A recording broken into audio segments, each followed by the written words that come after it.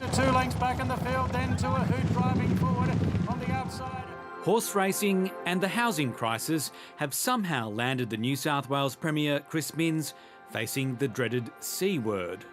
Have you engaged corruption? Absolutely not. G'day everybody.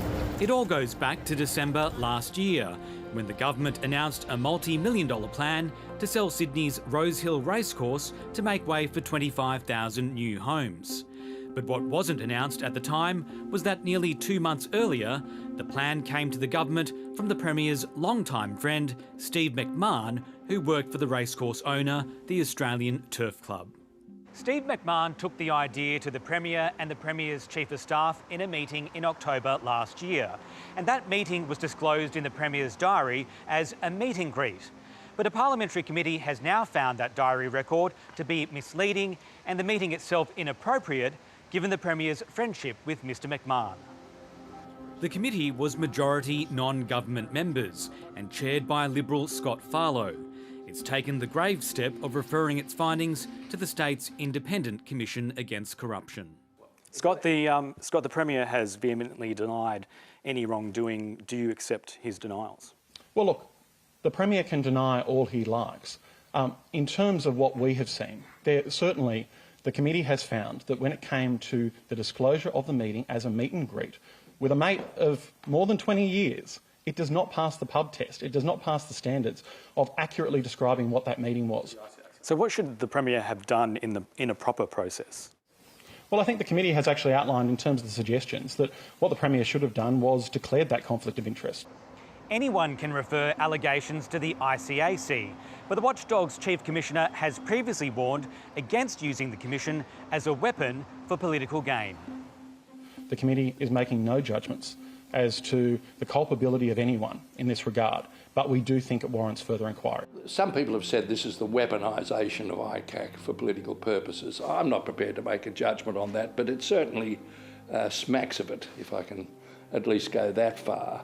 It doesn't even look like a corruption scandal, I don't think, because we don't have anything. No one can point to something that looks corrupt.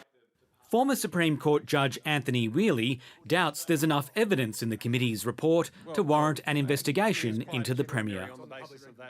What the report really says is, we find it difficult to know what's been going on here and we think ICAC should have a look at it. Well, ICAC's a very busy body and I don't think, without more, they need more substance to undertake a full investigation. So what do you think the Chief Commissioner's view will be? I think the Chief Commissioner will say thanks very much, but no thanks.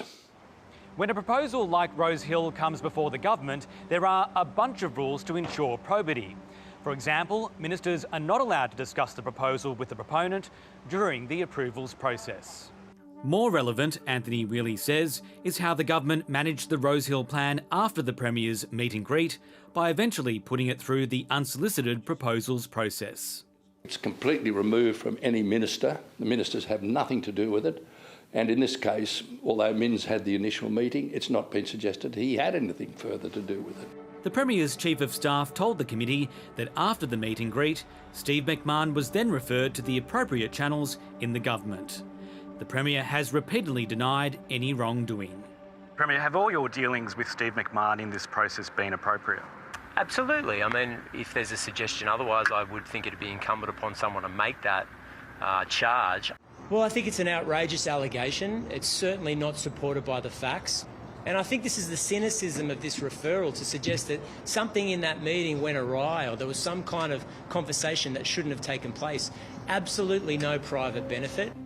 The Australian Turf Club told 7:30 that it stands by the process and Steve McMahon. It was entirely appropriate that he met with the government and that the inquiry at times drifted from the core issues and became politicised.